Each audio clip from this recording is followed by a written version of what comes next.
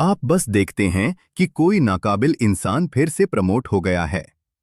वे अपने काम में बहुत बुरे हैं, यह सब जानते हैं। उन्होंने महंगी गलतियां की हैं, बार बार फेल हुए हैं, ऐसी समस्याएं पैदा की हैं जिन्हें दूसरों को ठीक करना पड़ा, लेकिन अब वे आपके बॉस हैं।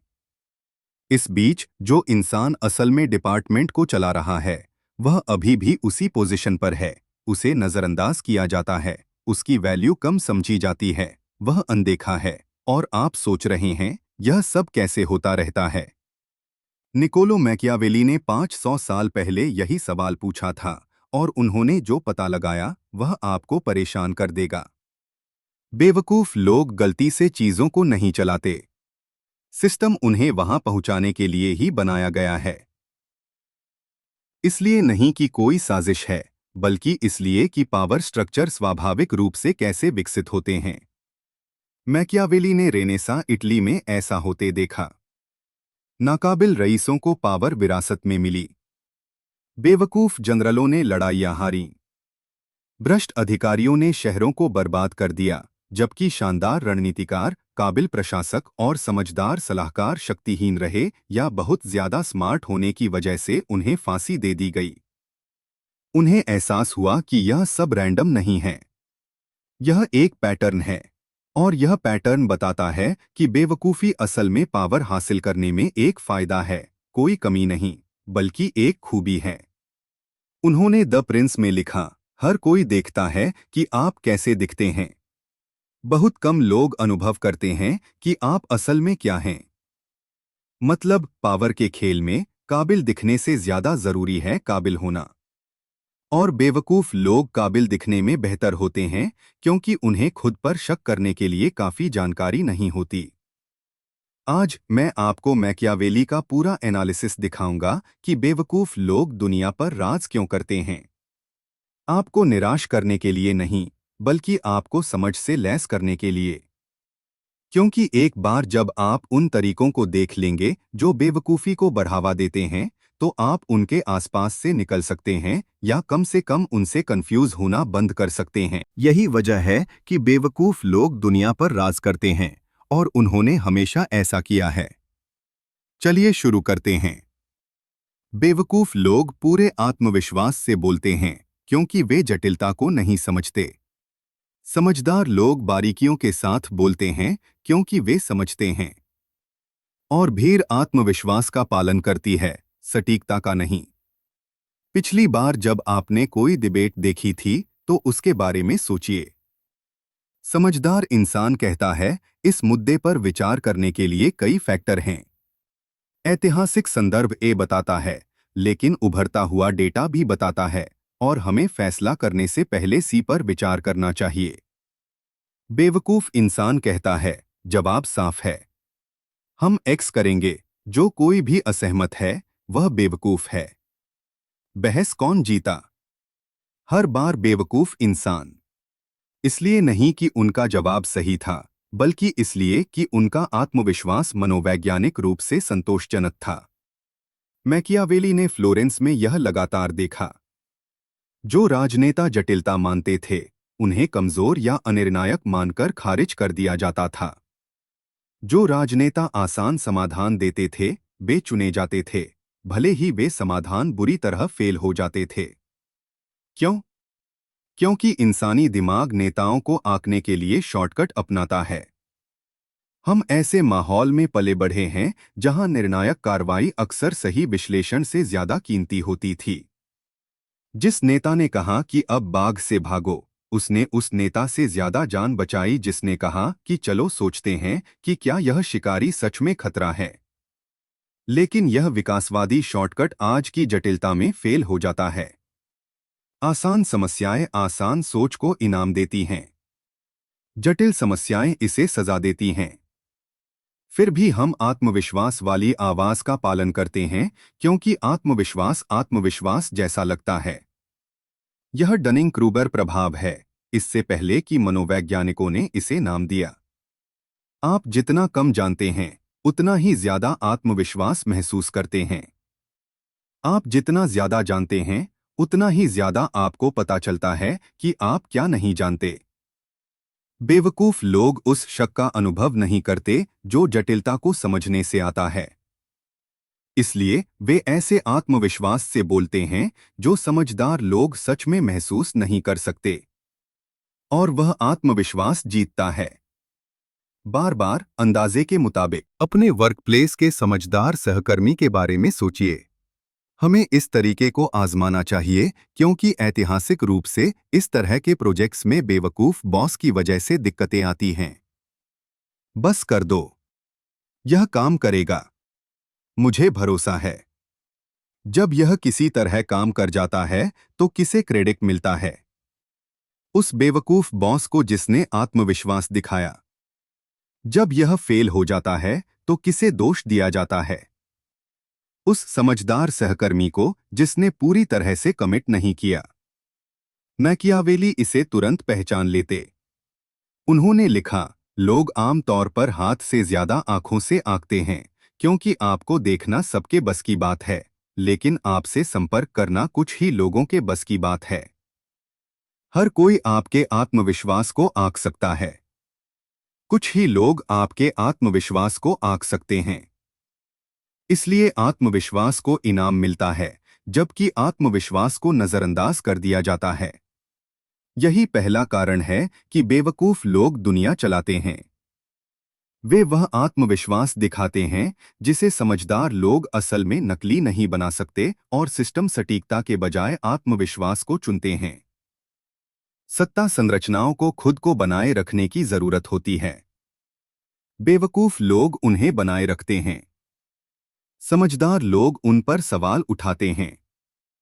इसलिए सत्ता संरचनाएं स्वाभाविक रूप से बेवकूफ लोगों को चुनती हैं। कल्पना कीजिए कि आप एक संगठन चला रहे हैं। मैनेजमेंट पोजीशन के लिए दो तरह के लोग अप्लाई करते हैं।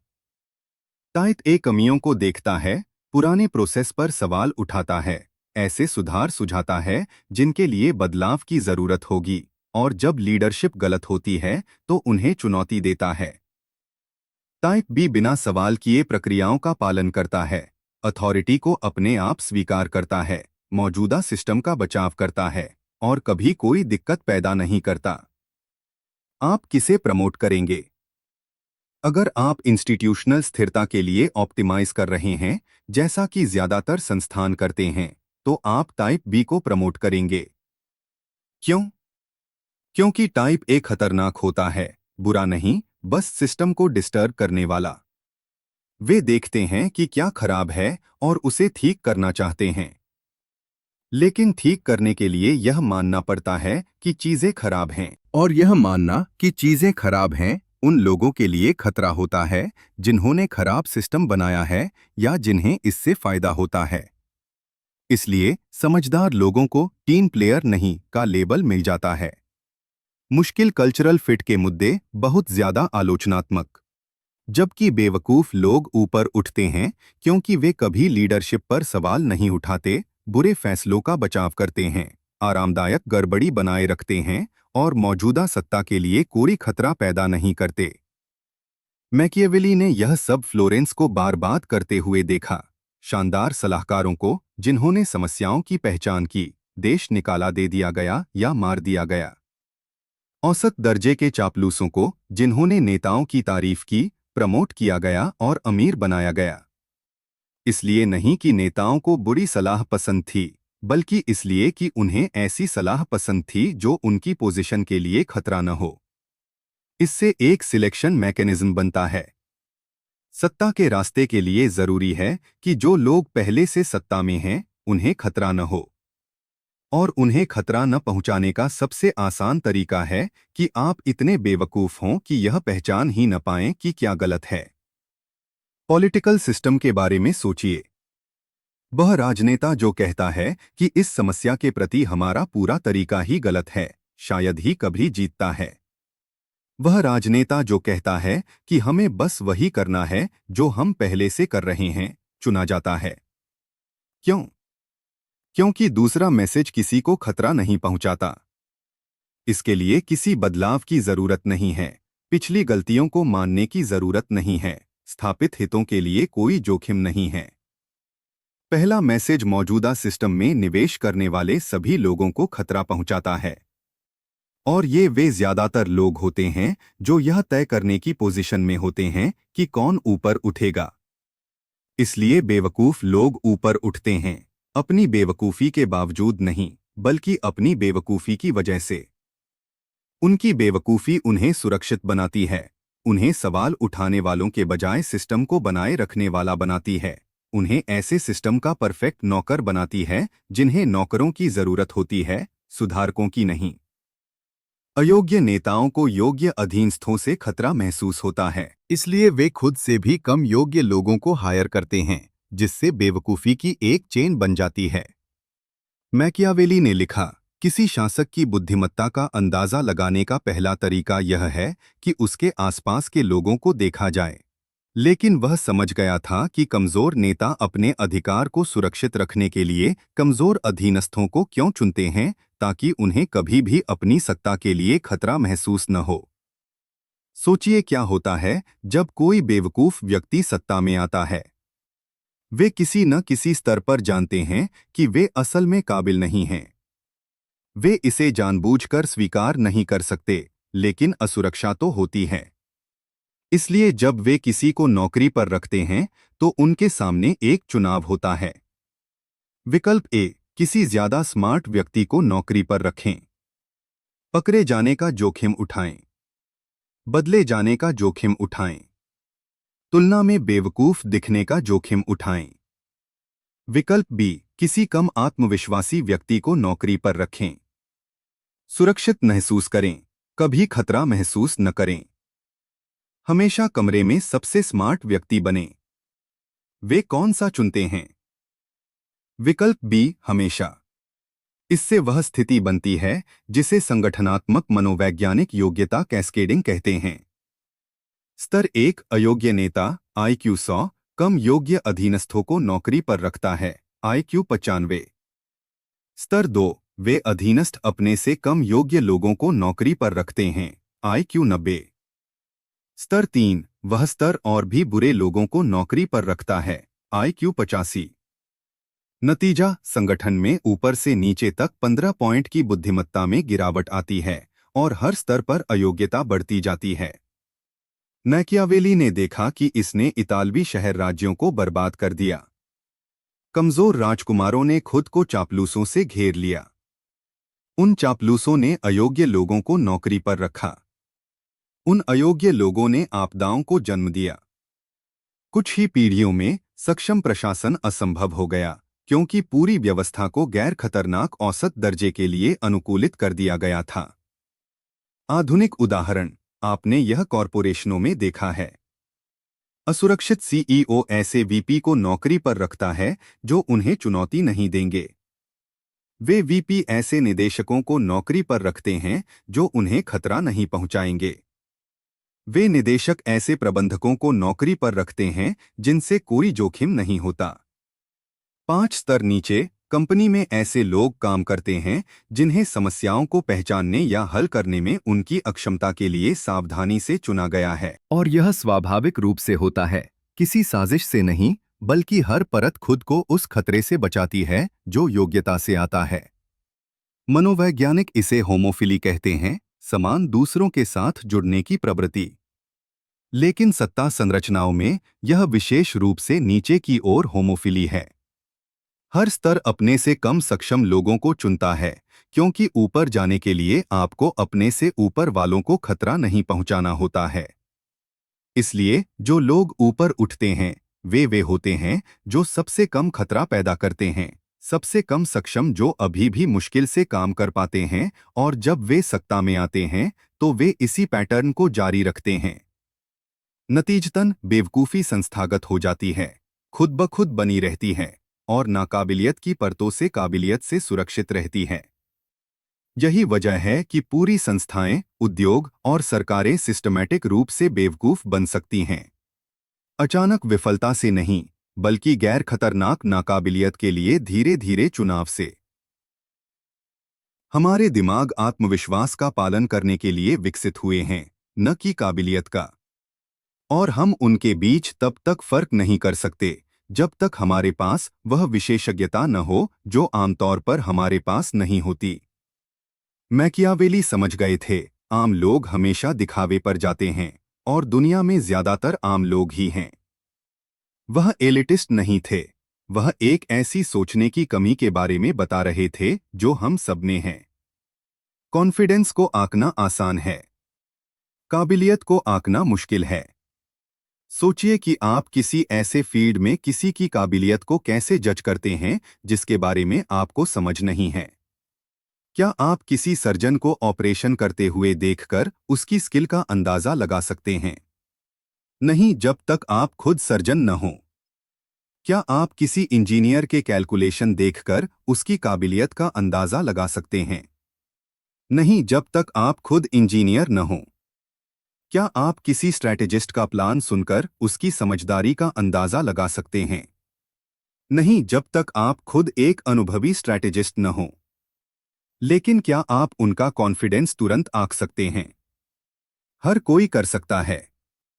और हमारा दिमाग कॉन्फिडेंस को काबिलियत के बदले इस्तेमाल करता है, क्योंकि इंसानी इतिहास के ज्यादातर समय में यह काफी अच्छे से काम करता था। कॉन्फिडेंट शिकारी के पास शायद ज्यादा अनुभव होता था। कॉन्फिडेंट योद्धा को शायद पता होता था कि वह क्या कर रहा है। कॉन्फिडेंट लीडर में शायद सच में काबिलियत होती थी। लेकिन आज की कॉम्प्लेक्स दुनिया में यह शॉर्टकट बहुत बुरी तरह फेल हो जाता है। अब कॉन्फिडेंस अक्सर इसका उल्टा दिखाता है। कोई इतना बेवकूफ कि उसे पता ही नहीं कि उसे क्या नहीं पता, फिर भी हम उसका पीछा करते हैं क्योंकि हमारी साइकोलॉजिकल प्रोग्रामिंग बहुत गहरी है। रिसर्च भी इस बात को सपोर्ट करती है। 2020 की एक स्टडी में पाया गया कि जो लोग ओवर कॉन्फिडेंस दिखाते हैं, उन्हें असल काबिलियत की परवाह किए बिना लीडर के तौर पर देखे जाने की संभावना काफी ज्यादा होती है। कॉन्फिडेंट बेवकूफों के नेतृत्व वाले ग्रुप ने बेहतर परफॉर्म नहीं किया। उन्हें बस लगा कि उन्होंने बेहतर परफॉर्म किया क्योंकि कॉन्फिडेंस फैलने वाला होता है। यह हर किसी को पक्का महसूस कराता है और पक्कापन अच्छा लगता है, भले ही वह गलत हो। ऐतिहासिक आपदाओं के बारे में सोचिए। जनरल कस्टर, जो बहुत ज्यादा कॉन्फिडेंट थे, उन्होंने लिटिल बिघॉर्न में घुड़सवार सेना को नरसंहार में भेज दिया। टाइटैनिक के इंजीनियर, जिन्हें भरोसा था कि यह डूब नहीं सकता, वे काफी लाइफबोट नहीं लाए। 2008 के फाइनेंशियल लीडर्स, जिन्हें भरोसा था कि उनके रिस्क मॉडल सही हैं, उन्होंने ग्लोबल इकोनॉमी को गिरा दिया। हर मामले में कॉन्फिडेंस से पहले आपदा आई। लेकिन कॉन्फिडेंस ने हर किसी को तब तक फॉलो करने के लिए मना लिया जब तक कि आपदा नहीं आ गई। मैकियावेली पूछते कि हम इस जवाब के लिए बार बार क्यों फंसते हैं।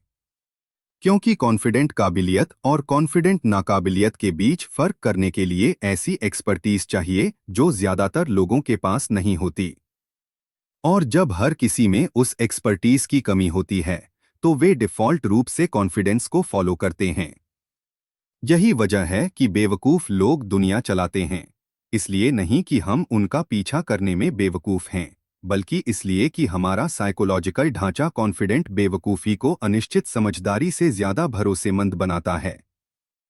और बेवकूफ़ लोग हमेशा ज़्यादा कॉन्फिडेंट होते हैं क्योंकि उन्हें खुद पर शक करने के लिए काफ़ी कुछ पता नहीं होता। नैतिक विचार सत्ता की लड़ाई में समझदार लोग पीछे रह जाते हैं, और बेवकूफ़ लोग, जिन पर मुश्किल नैतिकता का बोझ नहीं होता, उनके पास ऐसी रणनीतियां होती हैं जिन्हें समझदार लोग अपनाने से मना कर देते हैं। उसने लिखा, जो राजकुमार अपनी जगह बनाए रखना चाहता है, उसे यह सीखना होगा कि अच्छा कैसे न बने और इस ज्ञान का इस्तेमाल ज़रूरत के हिसाब से करें या न करें। इसीलिए मैकियावेली को सनकी कहा जाता है। लेकिन वह अनैतिकता की वकालत नहीं कर रहा था। वह एक ऐसे कॉम्पिटिटिव फायदे के बारे में बता रहा था जो अनैतिक लोगों के पास होता है। किसी भी मुकाबले में जो इंसान धोखा देने को तैयार होता है, उसके पास ऐसे ऑप्शन होते हैं जो नैतिक इंसान के पास नहीं होते। वे ऐसे वादे कर सकते हैं जिन्हें निभाने का उनका कोई इरादा न हो। धोखे से दुश्मनों को कमजोर कर सकते हैं, डर और भेदभाव का फायदा उठा सकते हैं, गलत जानकारी फैला सकते हैं, दूसरों के काम का क्रेडिट ले सकते हैं, बेगुनाहों पर इल्जाम डाल सकते हैं और बेवकूफ लोग ये सब काम ज्यादा आसानी से करते हैं। क्यों? क्योंकि समझदारी आमतौर पर मुश्किल नैतिक सोच से जुड़ी होती है। समझदार लोग सोचते हैं, अगर मैं ऐसा करूं तो इसके क्या नतीजे होंगे? अगर कोई मेरे साथ ऐसा करे तो मुझे कैसा लगेगा? अगर मैं इस तरह से काम करूं तो मैं किस तरह का इंसान बन जाऊंगा? बेवकूफ लोग सोचते हैं, क्या यह काम करेगा? हाँ, तो मैं यह करूंगा। नैतिक सोच विचार जो समझदार लोग करते हैं, वह उन्हें धीमा कर देता है, उन्हें हिचकिचाने पर मजबूर करता है, अंदरूनी टकराव पैदा करता है। बेवकूफ लोग इनमें से कुछ भी महसूस नहीं करते। वे बिना सोचे समझे काम करते हैं और कॉम्पिटिटिव माहौल में यह अक्सर एक फायदा होता है। मैकियावेली ने यह रेनेसां की राजनीति में देखा था। नैतिक नेताओं को हटा दिया गया या मार दिया गया। अनैतिक नेता सफल हुए और सत्ता में बने रहे। हमेशा नहीं, लेकिन इतनी बार कि उसने इसे एक पैटर्न के तौर पर दर्ज किया। आज के समय के बारे में सोचिए।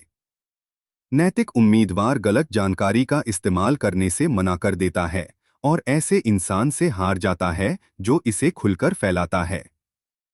ईमानदार कर्मचारी दूसरों के काम का क्रेडिट नहीं लेता, उसे ऐसे व्यक्ति के लिए नजरअंदाज कर दिया जाता है जो ऐसा करता है। ईमानदार एग्जीक्यूटिव शॉर्टकट नहीं अपनाता, उसे ऐसे व्यक्ति से पीछे छोड़ दिया जाता है जो ऐसा करता है। अनैतिक व्यक्ति जरूरी नहीं कि ज्यादा स्मार्ट हो, अक्सर वे ज्यादा बेवकूफ होते हैं। लेकिन उनकी बेवकूफी में नैतिक जटिलता की कमी शामिल होती है जो उन्हें धीमा कर देती। यह गेम थ्योरी का बुरा सपना पैदा करता है। अगर नैतिक व्यवहार को सजा मिलती है और अनैतिक व्यवहार को इनाम, तो सिस्टम अनैतिक लोगों को चुनता है। और अनैतिक लोग अक्सर बेवकूफ लोग होते हैं क्योंकि इंटेलिजेंस आमतौर पर, हमेशा नहीं, लेकिन आमतौर पर नैतिक तर्क के साथ विकसित होती है। इसलिए सिस्टम बेवकूफ लोगों को चुनता है, इसलिए नहीं कि वह बेवकूफ़ी चाहता है, बल्कि इसलिए कि वह ऐसे व्यवहार को इनाम देता है जो बेवकूफ लोग ज्यादा आसानी से करते हैं। मैकवेली का मतलब अनैतिक होना नहीं था। इसका मतलब था कि यह समझना कि नैतिकता सत्ता हासिल करने में एक प्रतिस्पर्धी नुकसान है। ऐसे सिस्टम डिजाइन करें जो इसका ध्यान रखें या अनैतिक लोग हावी हो जाएंगे। हमने नहीं सुना और बेवकूफ अनैतिक लोग दुनिया चलाते रहते हैं। अक्षम नेता अपनी अक्षमता की जांच से बचने के लिए लगातार संकट पैदा करते हैं और अराजकता स्मार्ट लोगों की तुलना में बेवकूफ लोगों को ज्यादा फायदा पहुंचाती है। जब सब कुछ शांत और स्थिर होता है तो क्षमता का आसानी से मूल्यांकन किया जा सकता है। आप परिणामों को माप सकते हैं, विकल्पों की तुलना कर सकते हैं, प्रदर्शन का वस्तुनिष्ठ रूप से आकलन कर सकते हैं। लेकिन अराजकता में यह सब खत्म हो जाता है। संकट में हर कोई इतना व्यस्त होता है कि किसी के प्रदर्शन का मूल्यांकन नहीं कर पाता। बेवकूफ़ी भरे फैसलों को यह कहकर माफ कर दिया जाता है कि हमें जल्दी काम करना था। असफल रणनीतियों का दोष संकट पर ही डाल दिया जाता है और बेवकूफ नेता संकट पैदा करने में माहिर होते हैं। जानबूझकर नहीं, आमतौर पर बस स्वाभाविक रूप से, क्योंकि उनकी अक्षमता समस्याएं पैदा करती है और वे समस्याएं अराजकता पैदा करती हैं और वह अराजकता उनकी रक्षा करती है। पैटर्न के बारे में सोचें। पहला हफ्ता बेवकूफ नेता बुरा फैसला लेता है, परिणाम तुरंत दिखाई नहीं देते। दूसरा हफ्ता बुरा फैसला समस्या पैदा करता है, नेता इससे निपटने के लिए एक और बुरा फैसला लेता है। तीसरा हफ्ता दोनों बुरे फैसले बड़ी समस्याएं पैदा करते हैं, नेता समस्याओं से ध्यान भटकाने के लिए विवाद पैदा करता है। चौथा हफ्ता हर कोई विवाद पर ध्यान केंद्रित करता है, मूल बुरे फैसले भुला दिए जाते हैं। पांचवां हफ्ता दूसरे हफ्ते के बुरे फैसले से नया संकट उभरता है, हर कोई नए संकट पर प्रतिक्रिया करता है। यह हमेशा चलता रहता है। अक्षमता का कभी मूल्यांकन नहीं होता, क्योंकि हमेशा एक नया संकट ध्यान खींचता रहता है। मैकवेली ने देखा कि तानाशाह जानबूझकर ऐसा करते हैं, लेकिन आधुनिक बेवकूफ नेता गलती से ऐसा करते हैं। उनकी अक्षमता स्वाभाविक रूप से संकट पैदा करती है। मनोवैज्ञानिक प्रभाव। जब लोग लगातार अराजकता से अभिभूत हो जाते हैं, तो उनके संज्ञानात्मक संसाधन खत्म हो जाते हैं। वे आलोचनात्मक रूप से सोचना बंद कर देते हैं, पैटर्न का विश्लेषण करना बंद कर देते हैं, बस हर नए घटनाक्रम पर प्रतिक्रिया करते हैं। मनोवैज्ञानिक इसे कॉग्निटिव लोड कहते हैं। जब आपका दिमाग तुरंत की समस्याओं को प्रोसेस करने में ओवरलोड हो जाता है, तो आपके पास गहरी एनालिसिस के लिए कोई क्षमता नहीं बचती। और बेवकूफ नेता इसका फायदा उठाते हैं, क्योंकि गहरी एनालिसिस उनकी नाकामी को उजागर कर देगी। अराजकता उनका कवच है। उन राजनीतिक नेताओं के बारे में सोचें जो लगातार विवाद पैदा करते हैं। क्या वे रणनीतिक जीनियस हैं, या उनके विवादास्पद बयान आमतौर पर पॉलिसी की नाकामियों को छिपाते हैं? उन एग्जीक्यूटिव्स के बारे में सोचें जो लगातार अपनी कंपनियों को रीऑर्गेनाइज करते हैं। क्या वे इनोवेशन कर रहे हैं, या अराजकता किसी को यह मापने से रोक रही है कि क्या सच में कुछ काम कर रहा है? उन मैनेजर्स के बारे में सोचें जो वर्कप्लेस पर ड्रामा करते हैं। क्या वे डायनामिक लीडर हैं, या ड्रामा उन्हें असल में प्रभावी ढंग से मैनेज करने की उनकी अक्षमता से ध्यान भटका रहा है? पैटर्न पहचान। काबिल नेता स्थिरता बनाते हैं, जो परफॉर्मेंस इवैल्यूएशन की अनुमति देती है। नाकाबिल नेता अराजकता पैदा करते हैं, जो इसे रोकती है। और बेवकूफ नेता अपनी बेवकूफी से स्वाभाविक रूप से अराजकता पैदा करते हैं, फिर बच जाते हैं क्योंकि अराजकता उन्हें जांच से बचाती है। जो सिस्टम सच में काबिलियत को इनाम देते हैं, वे अपवाद हैं। ज्यादातर सिस्टम दिखावे, आत्मविश्वास और बिना खतरा पैदा करने वाली आज्ञाकारिता को इनाम देते हैं। और वे सिस्टम स्वाभाविक रूप से बेवकूफी को चुनते हैं। सोचिए कि ज्यादातर संगठनों में सफलता असल में किस चीज से तय होती है? क्या यह नतीजों से होता है? कभी कभी, लेकिन अक्सर नतीजों को मापना मुश्किल होता है, या उन्हें सामने आने में बहुत ज्यादा समय लगता है। क्या यह काबिलियत है? कभी कभी, लेकिन विशेषज्ञता के बिना काबिलियत का मूल्यांकन करना मुश्किल है। तो इसके बजाय किसे इनाम मिलता है? प्रोडक्टिविटी की परवाह किए बिना व्यस्त दिखना, सटीकता की परवाह किए बिना आत्मविश्वास, काबिलियत की परवाह किए बिना वफादारी, प्रभावशीलता की परवाह किए बिना पसंद किया जाना, नैतिकता की परवाह किए बिना राजनीति खेलना। ये सभी काम बेवकूफ लोग कर सकते हैं, अक्सर स्मार्ट लोगों से बेहतर, क्योंकि स्मार्ट लोगों को पता होता है कि वे कब व्यस्त नहीं हैं, दिखावा करने में दोषी महसूस करते हैं, शक का अनुभव करते हैं, झूठा आत्मविश्वास दिखाने में संघर्ष करते हैं, अथॉरिटी पर सवाल उठाओ, अंधी वफादारी का दिखावा नहीं कर सकते, अपनी इंटेलिजेंस से लोगों को असहज करो, पॉलिटिकल गेम्स को अपने नीचे समझो। बेवकूफ लोग सोचते हैं कि वे प्रोडक्टिव हैं, भले ही वे न हों। ऐसा कॉन्फिडेंस दिखाते हैं जो उन्हें नहीं दिखाना चाहिए। अथॉरिटी को स्वाभाविक रूप से फॉलो करते हैं, लोगों को सहज महसूस कराते हैं, धमकी भरा नहीं। पॉलिटिकल गेम्स में माहिर होते हैं, उन्हें किसी भी चीज से नीचे नहीं समझते। इसलिए ज्यादातर सिस्टम में बेवकूफ लोगों को सिस्टमैटिक फायदे मिलते हैं। मैकियावेली पूछते, कौन से सिस्टम असल में काबिलियत को इनाम देते हैं? उनका जवाब, बहुत कम, और वे कमजोर होते हैं।